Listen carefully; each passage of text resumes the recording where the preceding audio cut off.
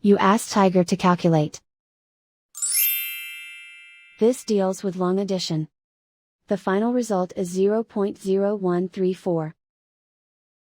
Let's solve it step by step. Rewrite the numbers from top to bottom, aligned by their place values. Add up the digits in each column, from right to left. 8 plus 6 equals 14. Carry 1 to the thousandths place. 1 plus 7 plus 5 equals 13. Carry 1 to the hundredths place. 1 plus 0 equals 1.